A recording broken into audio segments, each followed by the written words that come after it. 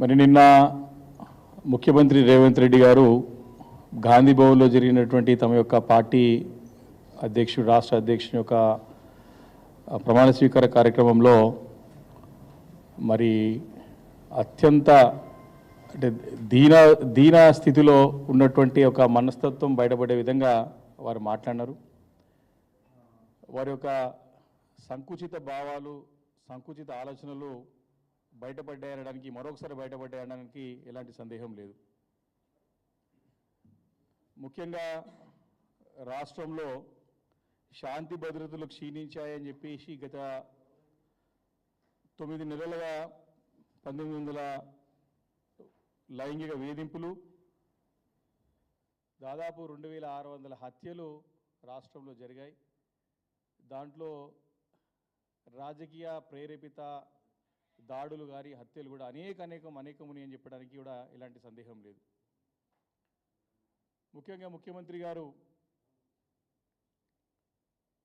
మొన్న హైకోర్టు వచ్చినటువంటి తీర్పు ఏదైతే ఉన్నదో, పార్టీ ఫిరాయించిన ఎమ్మెల్యేల పైన మేము వేసినటువంటి పిటిషన్ ఏదో అనర్హత వేటు వేయాలని చెప్పేసి మేమైతే హైకోర్టుని మేము ప్రార్థించినామో, దానికి సంబంధించినటువంటి ఒక డైరెక్షన్స్ కానీ తీర్పు వచ్చిన తర్వాత ముఖ్యమంత్రి గారు కానివ్వండి, కాంగ్రెస్ ప్రభుత్వంలో కానివ్వండి, ప్రకంపనలు ప్రారంభమైనాయి. పార్టీ ఫిరాయించిన 10 మంది ఎమ్మెల్యేలో మరి ఎప్పుడు ఏమవుతుందో అనే ఒక భావన ఏర్పడ్డది. రేవంత్ రెడ్డి గారిని నమ్ముకొని పోతే, మరి కుక్కతోక నమ్ముకొని పోతే మరి గోదావరి ఈనెట్నే అన్నట్టు వారు బాయిల పడ్డట్టు, 10 మంది ఒక ఎమ్మెల్యేలు బాయిల పడ్డట్టు అని భావించి అభద్రతా భావంతో ఎప్పుడైనా సరే ఎన్నికలు రావచ్చు అనేటువంటి ఒక పరిస్థితితో ఈరోజున సంగతి స్పష్టంగా ఏర్పడ్డది. మరి దీనిపైన ఏం సమాధానం చెప్పలేక అన్ని దాదాపు సంవత్సరం కావస్తోంది, ప్రభుత్వం ఏర్పడి దాదాపు సంవత్సరం కావస్తోంది. అనేక తప్పుడు వాగ్దానాలు ప్రజలని నమ్మించి మోసం చేసి అబద్ధాలు చెప్పి ఆ అబద్ధాల పునాదులపైన ప్రభుత్వం ఏర్పాటు చేసుకొని మరి ముందుకు వెళ్తున్న తరుణంలో దాదాపు సంవత్సరం కావస్తోంది, 9 నెలలు దాటిపోయి సంవత్సరం కావస్తోంది. సమాధానం చెప్పలేక మరి డైవర్షన్ పాలిటిక్స్ చేయడానికి పదే ప్రయత్నం చేస్తున్న ముఖ్యమంత్రి గారు అని చెప్పి ప్రజలందరూ కూడా అర్థమైపోయిన పరిస్థితి ఈరోజు రాష్ట్రంలో ఉన్నది. వారు అక్కడితో ఆగకుండా మరి ఒక దాడుల సంస్కృతి మరి స్పష్టంగా వారు చెప్పకనే చెప్పే విధంగా చాలా క్లారిటీగా గత 3 రోజుల నుంచి 4 రోజుల నుంచి జరుగుతున్నటువంటి సంఘటనలు మనం రాష్ట్రంలో చూస్తూ ఉన్నాం. హైకోర్టు తీర్పు ఇచ్చినటువంటి నేపథ్యంలో స్పష్టంగా మేము మిగతా 7 మంది ఎమ్మెల్యేలు కూడా తప్పకుండా చర్య తీసుకోవాలని చెప్పేసి మీ స్పీకర్ గారు అన్నటువంటి సందర్భంలో మా పార్టీ తరఫున మేము తప్పకుండా ఛాలెంజ్ వేస్తాం. ఎందుకంటే చాలామంది పార్టీ మారిన వాళ్ళు కూడా మేము పార్టీలో ఉన్నామని చెప్పిన సందర్భంలో మా గౌరవ సభ్యులు వేసి ఛాలెంజ్ అడిగినారు. మరి దాన్ని ఏ రకంగా దారి మళ్లించడానికి రేవంత్ రెడ్డి గారు ప్రయత్నం చేసినా స్పష్టంగా అర్థమవుతోంది. ఒకటి క్లారిటీగా నేను చెప్తా ఉన్నాను, ఏదైతే ఇష్యూ జరిగిందో మా మిత్రులు సహచర శాసనసభ్యులు కౌశిక్ రెడ్డి గారు కానివ్వండి, అదేవిధంగా అక్కడ ఉన్నటువంటి ఈరోజు బీఆర్ఎస్ పార్టీ నుంచి కాంగ్రెస్లో పోయినటువంటి ఆర్కేపూడి గాంధీ గారు కానివ్వండి, మరి దాన్ని సమానం చెప్పుకోలేక వారిని ప్రేరేపించి, గాంధీ గారిని ప్రేరేపించి వారిని ఏదో రకంగా లొంగ తీసుకొని తప్పకుండా మీరు ఇంటి మీదకి పోవాల్సింది, ఎందుకంటే మా జిల్లాకు సంబంధించినటువంటి శాసనసభ్యుడు గాంధీ గారు, వారి యొక్క ఏందో వారి యొక్క పరిస్థితి, వారికి మనస్తత్వం ఏందో మాకు తెలుసు. గత 3-4 దశాబ్దాలుగా కలిసి ఒకటే జిల్లాలో ఉన్నాం, పనిచేసిన వాళ్ళం కాబట్టి వారి మనస్తత్వం ఎటువంటిదో మాకు తెలుసు. వారిని ఉసగొలిపి రెచ్చగొట్టి ప్రేరేపించి వారు పోకపోతే పోలీసులని కూడా ఏసీపీ డీసీపీ ర్యాంకుల నుంచి ఎస్కార్ట్ ఇచ్చి మరి ఆ రోజు దాడికి ప్రత్యక్షంగా రేవంత్ రెడ్డి గారే చేసినారని చెప్పేసి పదే బీఆర్ఎస్ పార్టీ ప్రతి ఒక్కరూ కూడా స్పష్టంగా చెప్పడం జరిగింది. ఆ రోజు మేము చేస్తే లేనిపోని ఆరోపణలు చేస్తారని చెప్పేసి ఆరోపణలు చేస్తారని చెప్పి అందరూ అన్నారు. ఆ రోజు కాంగ్రెస్ పార్టీ వాళ్ళు అన్నారు, అందరూ ఆరోపణ చేస్తున్నారు, మీరు ముఖ్యమంత్రి గారు ఎందుకు దీనిలో తలదూరుస్తారు అని చెప్పారు. కానీ నిన్న రేవంత్ రెడ్డి గారు చేసిన వ్యాఖ్యలతో మా వాళ్ళే ఇంటి మీద పోయి దాడి చేస్తారు అని చెప్పడం జరిగింది. అంటే మేము ముందు చెప్తున్నటువంటి మాట వాస్తవమే, నిజమని నిరూపితమైంది. నిన్న చాలా క్లారిటీగా ఇది మొదటి ఉదాంతం కాదు రేవంత్ రెడ్డి గారిది. మొన్న ఖమ్మంలో పెద్ద ఎత్తున వరదలు వచ్చి ప్రజలు బాధతో ఉన్నారు, పట్టించుకునే నాదుడే లేడు, జిల్లాకు సంబంధించిన 3 మంత్రులు ఎక్కడ నిద్రపోతూ ఉన్నారు అని ప్రజలు బాధపడుతూ ఉంటే, ఇబ్బంది పడుతూ ఉంటే బీఆర్ఎస్ పార్టీ తరఫున హరీష్ రావు గారి యొక్క నేతృత్వంలో మా ఎమ్మెల్యే బృందం అంతా కూడా వెళితే ప్రజల నుంచి మాకు వచ్చేటువంటి వాళ్ళ బాధలు మేము దగ్గర నుండి చూస్తూ ఉంటే వారికి మేము ధైర్యం చెప్పే ప్రయత్నం చేసి ముందుకు వెళ్తూ ఉంటే దాన్ని తట్టుకోలేక జీర్ణించుకోలేక ఖమ్మం జిల్లాలో ఉన్నటువంటి రేవంత్ రెడ్డి గారు గూండాలను పంపించి ఆ రోజు మా కార్లపైన దాడి చేయడం సంగతి మనం చూసినాం కల్లారా. అదొక ఉదాంతం. అనేక ఉదాంతాలు ఉన్నాయి రాష్ట్రంలో ఈరోజు. వారు యథా రాజా తదా ప్రజా అన్నట్టు క్లియర్ చెప్పారు, మేము కొట్లాడతాం, మేము ఎవరెవరు జరిగిపోతారు, రాజకీయాలు ఎవరెవరు పోతే కొట్టుకు సంపుకుంటారా. ఈరోజు శ్రీధర్ రెడ్డి గారి యొక్క మన మహబూబ్ నగర్, ఉమ్మడి మహబూబ్ నగర్ జిల్లాలో ఉన్నటువంటి శ్రీధర్ రెడ్డి గారు అయితే కొల్లాపూర్లో ఉన్నారో వారిని డైరెక్ట్గా దాడి చేసి చంపినటువంటి దాంతం చూసినాం. ఇవన్నీ కూడా ఇలాంటి హత్యలకి దాడులకి ప్రత్యక్ష కారణం ఈరోజు బాధ్యత గల పదవిలో ఉన్నటువంటి రేవంత్ రెడ్డి గారిదని చెప్తా ఉన్నాను. మాకు సోషల్ మీడియా వారియర్స్ ప్రశ్నలు అడిగితే కొనతం దిలీప్ గారిని ఎలాంటి కారణం లేకుండా తీసుకుని అరెస్ట్ చేసి రాత్రి వరకు కూర్చోబెట్టి కోర్టు ముందుకు మీరు ప్రొడ్యూస్ చేయండి అని చెప్పి గట్టిగా నిలబడి ఆ రోజు అందరూ కూడా గట్టిగా కూర్చుంటే 12 గంటలకి దొంగచాటున నోటీస్ ఇచ్చి ఇంటికి పంపించేసినారు. మాకు ఇంకొక సోషల్ మీడియా వారియర్, మాకు మీడియా సెల్ కన్వీనర్ ఉన్నటువంటి క్రిషాంక్ గారిని వారిని ఎలాంటి రీజన్ లేకుండా కూడా వారిని అరెస్ట్ చేసి లోపలికేయడం జరిగింది. ఇలాంటి అనేక ఒకటి కాదు, 2 కాదు, అనేక ఉదాంతాలు ఉన్నాయి.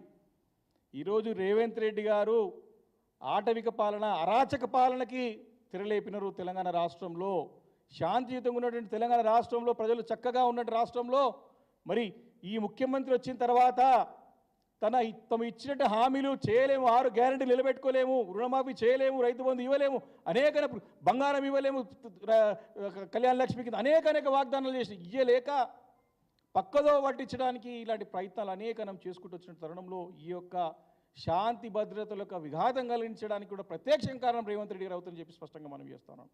ఈరోజు నిన్న మాట్లాడినటువంటి రేవంత్ రెడ్డి గారి వ్యాఖ్యలని మేము తీవ్రంగా పరిగణలోకి తీసుకుంటా ఉన్నాం. నిన్న కూడా మా సీనియర్ నాయకులు, మాజీ మంత్రి గారు స్పష్టంగా వారు ఓపెన్ ఛాలెంజ్ చేశారు అనేక అంశాల పట్ల. ఈరోజు కూడా మేము మళ్ళీ అడుగుతా ఉన్నాం, డీజీపీ గారు, రాష్ట్ర డీజీపీ గారు దీనిపైన స్పందించాలా, హోమ్ సెక్రటరీ గారు స్పందించాలా. మా వాళ్ళే పోయి దాడి చేశారని చెప్తే ముఖ్యమంత్రి అది కూడా హోంశాఖ తన దగ్గర పెట్టుకొని మా వాళ్ళే పోయి దాడి చేస్తున్నారని చెప్పేసి మేము దాడి చేస్తాం కూడా వెనకాల పోమని చెప్పడం చూస్తూ ఉంటే ఈ జరిగినటువంటి అన్ని దాడులు కూడా, ఈ హత్యలన్నిటి కూడా ఖచ్చితంగా ప్రభుత్వమే దగ్గరుండి చేపిస్తుండడానికి ఎలాంటి సందేహం లేదు. ఈరోజు వారు మాటలు ఒక రేవంత్ రెడ్డి మాట్లాడంటే ఏదైనా అనుకోవచ్చు, కానీ రేవంత్ రెడ్డి ముఖ్యమంత్రి అయిన సంగతి మర్చిపోతా ఉన్నాడు. గుర్తు చేసుకోవాలి, అప్పుడప్పుడు నేను ముఖ్యమంత్రి అని చెప్పి గుర్తు చేసుకుంటే బాగుంటుందేమో అనిపిస్తూ ఉంది. ఏం మాటలు అవి నేను మాట్లాడిన మాటలు? ఒక ఫుట్పాత్ గల అంటే మన దగ్గర తెలంగాణలో ఏమంటాడు, హైదరాబాద్ భాషలో సడక్ చాప్ గారి మాటలు అంటారు వీటిని, లోఫర్ మాటలు అంటారు వీటిని, లవంగా మాటలు అంటారు వీటిని. అవన్నీ ఎవరు? ముఖ్యమంత్రి కావద్దని మా బాధ్యత, మా బాధ. రేవంత్ రెడ్డి గారు ముఖ్యమంత్రి అయ్యారు కాబట్టే మా బాధ. ఈరోజు ముఖ్యమంత్రి గారిని గుర్తు తెచ్చుకోయా అని చెప్తా ఉన్నాం మేము. ఈరోజు నువ్వు ఒక బాధ్యత గల పదవిలో ఉన్నావు, హుందాగా ఉండాలా, ఒక బ్రాడర్ ప్రాస్పెక్టివ్స్ ఉండాలా. జనరల్గా ఏదైనా గొడవ అయితే ఏదైనా అవుతాయి, కొన్ని సందర్భాల్లో అవుతాయి, కొన్ని ఓవర్ఫ్లోలు అయిపోతే, కొన్ని మిస్టేక్స్ అయితే గొడవలు అవుతాయి. అక్కడితో ఇక్కడ తరపున పెద్ద మనిషి గల బాధ్యత గల వ్యక్తి ఏం చేయాలా? అరే అయ్యింది అయిపోయింది, మన హైదరాబాద్ నగరం బాగుండాలా, బాధ్యత గల పదవులున్నప్పుడు మనం కలిసి ఉండాలా, ఏమంటే చూసుకొని మాడుకోవాలి, చర్చించుకోవాలి, ఒక పద్ధతి ప్రకారం పోవాలనాలి. కానీ ఇంత దిగజారుడా? అసలు పొంతన లేదు. శ్రీధర్ బాబు గారు మీరు కొట్లాడుకుంటూ అంటారు, పొన్నం ప్రభాకర్ సమాధానం ఏమో ఉండదు, ఒక్కో మంత్రి ఇంకోటి మాట్లాడతారు, నేను ముఖ్యమంత్రి వచ్చేసి మావాడు అంటాడు. ఏంది ఇది? ఈ రాష్ట్రంలో ఏం జరుగుతుంది? ఏం పరిపాలన సాగుతూ ఉంది? కాబట్టి చాలా అంటే చాలా హేమైన చర్య. ఈరోజు అనేక అంశాలు, ఒకటి కాదు రెండు కాదు, మేము పబ్లిక్ ఇష్యూస్ పైన ఫైట్ చేయాలని చెప్పేసి మేము అందరం కూడా బిల్డప్ అయిపోతే అసెంబ్లీలో కూడా మీరు ఒక్కసారి రికార్డెడ్ చూడండి ఒకసారి, ఇది చాలా ఇంపార్టెంట్ అంశం. ఎప్పుడైతే అసెంబ్లీ సమావేశాలు జరిగిన రోజులలో, మొన్న బడ్జెట్ సమావేశాలలో ఏ రోజైతే రేవంత్ రెడ్డి గారు సభకు వచ్చినారో ఆ రోజు అన్ని గొడవలే జరిగినాయి. ఒక 2 రోజులు రాలే సభకి, 3 గంటల వరకు జరిగింది సభ. తెల్లారే 3 గంటల వరకు సభ, మేము అందరం ఉన్నాం సభలో. ముఖ్యమంత్రి గారు రాలే ఆ రోజు. అన్ని అంశాల పట్ల సుదీర్ఘంగా చర్చ జరిగి మంత్రులకే సమాధానం రాబట్టే ప్రయత్నంలో మేము ఉంటే, ఎస్ మేము ప్రజలకు సంబంధించినటువంటి సమస్యల గురించి దారి కావాలి, పరిష్కారం చూపెట్టాలని కూర్చున్నాం. ఏ రోజైతే రేవంత్ రెడ్డి గారు ముఖ్యమంత్రిగా సభకు రాలేదో సభ సజావుగా జరిగింది, ప్రజా సమస్యల పట్ల చర్చ జరిగింది, ప్రతిపక్ష పార్టీగా మేము సమాధానం రాబట్టగలిగినాము. ఏ రోజైతే ముఖ్యమంత్రి గారు వచ్చిరో ఉసగొల్పాలా, గొడవ పెట్టాలి, సభకి వెళ్ళిపోవాలా, ఇది జరిగింది. అంటే వారి యొక్క మనస్తత్వం, సంకుచిత మనస్తత్వానికి, వారికి అరాచక మనస్తత్వానికి దర్పణం పడుతోంది ఈరోజు అటు సభలో కానీ ఇటు బయట కానీ అనేక అంశాలు. నిన్న పదే చెప్తా ఉన్నారు, ఒక అంశం చెప్పాలి ఈరోజు. రుణమాఫీ గురించి కూడా ఇంకా పచ్చబద్ధం ఆడుతారు. ఇంకెన్నిసార్లు మోసం చేస్తారు? మా గట్కేసర్లో, మా జిల్లా మేడ్చల్ జిల్లాలో గట్కేసర్ ప్రాథమిక వ్యవసాయ సహకార సంఘంలో 1200 మంది రైతులలో ఒక్క రైతు కూడా రుణమాఫీ కాలేదు ఈ రోజు వరకు, till date. S and S లేకుండా, అంటే సిగ్గు అండ్ శరం లేకుండా ఇంకెన్నిసార్లు మాట్లాడతాడా ముఖ్యమంత్రి? ఇంత బదలా, ఇంత పచ్చబద్దలా, ఇంత తప్పదోవ పట్టించడమా? ఇది తీవ్రంగా వ్యతిరేకిస్తూ ఉన్నాం. సరే, ప్రజా సమస్యల గురించి తప్పకుండా మా బాధ్యత గల పార్టీకి పోరాడతాం. కానీ ఈ రకంగా శాంతి భద్రతలకి విఘాతం కలిగించే విధంగా ప్రత్యక్షంగా ముఖ్యమంత్రి గారే హోంశాఖ తన దగ్గర పెట్టుకొని ఈ రకమైనటువంటి దాడులకు, ప్రతి దాడులకు, హత్యలకి మరి ప్రత్యక్షంగా కారకులు అవుతున్నారు. కాబట్టి దీన్ని మేము చాలా సీరియస్గా పరిగణలోకి తీసుకుంటా ఉన్నాం. తప్పకుండా దీనిపైన మేము డీజీపీ గారిని కలుస్తాం, హోమ్ సెక్రటరీ గారు కలుస్తాం. స్పందన రాకుంటే తప్పకుండా మేము గవర్నర్ గారు కలుస్తాం. ఎందుకంటే మేము దాడి జరిగింది, ఇంటిపైన దాడి జరిగిన తర్వాత కూడా మేమందరం ఎమ్మెల్యేలందరం కూడా సిపి ఆఫీస్ దగ్గర సాయంత్రం వరకు కూర్చుంటే కూడా మాకు ఎలాంటి సమాధానం రాలేదు. కేసు బుక్ చేస్తారా, బుక్ చేయరని. దాని తర్వాత మమ్మల్ని అందరూ అరెస్ట్ చేసి ఎక్కడనో సైబరాబాద్లో ఉన్నటువంటి చివరి పోలీస్ స్టేషన్ షాద్ నగర్ దగ్గర ఉన్నటువంటి కేశవపూర్ దగ్గర, అదేవిధంగా తలకొండపల్లి దగ్గర కూర్చోబెడితే రాత్రి వరకు కూడా కేసు బుక్ అయితే కానీ ఇక్కడికి వెళ్ళి పోమంటే కరాఖండిగా కూడా వేల మంది సంఖ్యలో కార్యకర్తలు, అభిమానులు వచ్చి పోలీస్ స్టేషన్ మీద కూర్చుంటే మీరు బతిమలాడితే మేము పోము, కేసు బుక్ అయితేనే పోతామని చెప్పి కండిషన్ పెడితే అప్పుడు కేసు బుక్ చేస్తే హామీ ఇస్తే అప్పుడు మేము పోవడం. అంటే ఇంత పరిస్థితి ఈరోజు పోలీసు ఈ రకంగా ముఖ్యమంత్రి గారి యొక్క, అంటే వారి ప్రభావంలో, వారి సూచనలతో, సలహాలతో పనిచేస్తే మరి రాష్ట్రం ఏ రకంగా తమ పరిధిలో పనిచేయమని చెప్పి కోరుతా ఉన్నాం. మీ అధికారులను కూడా, పోలీస్ యంత్రాంగాన్ని కానివ్వండి, ఈరోజు డీజీపీ గారు కానివ్వండి, హోమ్ సెక్రటరీ గారు కానివ్వండి, ఖచ్చితంగా మీ యొక్క పరిధిలో పనిచేయండి కదా తప్ప ఇలా ముఖ్యమంత్రి గారు ఏ చెప్తే చేస్తాం, ఏ చెప్తే కేసు చేతంలో కేసు చేయమని చెప్తున్నారో మేము ఊరుకునే ప్రసక్తే లేదు. ప్రత్యక్షంగా మరి జరిగినటువంటి దాడులకి, ప్రతి దాడులకు అన్నిటికీ కూడా ముఖ్యమంత్రి రేవంత్ రెడ్డి గారి కారణం.